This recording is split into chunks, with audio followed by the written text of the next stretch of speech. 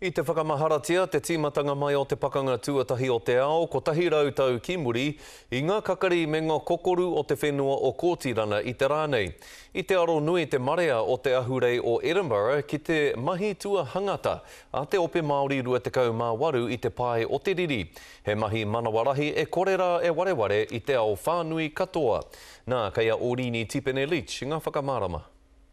Scotty e te iwi ko te pakanga tētahi o ngā tino hononga i waenga nui i a tātou o ngā hoa whenua a mo tāua te Māori ka hore he kōrero i tua atu i te hokowhitu atu.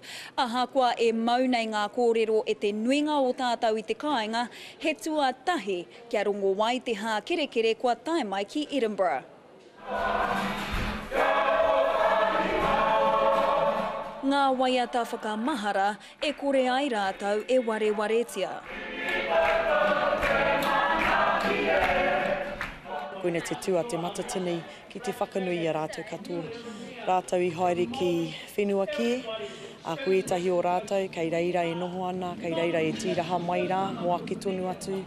No reira he wā tēnei ki te whakamaumahara i a rātou katoa. He tū motu hake tēnei nā te iti o te whānau a Panui.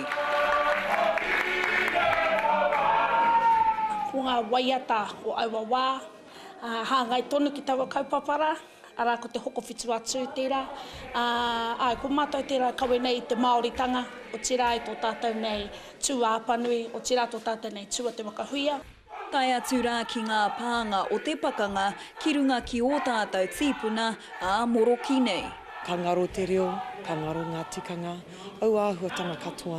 No reira, aha ko he rangi whakamaumahara kei te pauri tonu, e kore rawe warewaretia.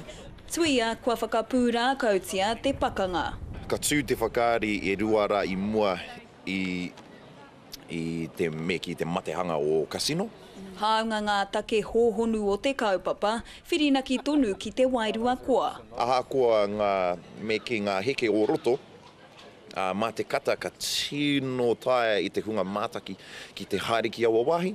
I tai atu te kāwana tianara rātau ko ngā mana teitei hoa whenua ki te hui o kawa i Glasgow. He whakamahara nui ki ngā kotahi rau whātekau mārima mano kotimana i hinga i te riri o Hitara. Hugely emotional because there were pieces of the ground that my granddad must have walked on. I whakanui a hoki ki ngā tiriti o Edinburgh. Aha ko te hia pakanga, kāre he tangata i Wikitoria. Aha ko te aha. Mā enei momo ngahau e kore ka ngata ngā kōrero o uki ki ngā whatu manawa me ngā mahara o ngā whakareanga kei te heke.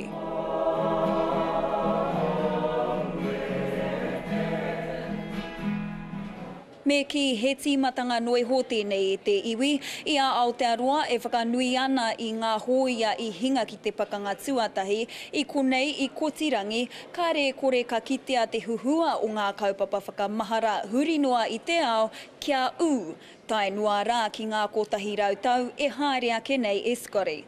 Ka rawe Orini Tipene Leach tērā e te iwi i Kōtirana i mua tata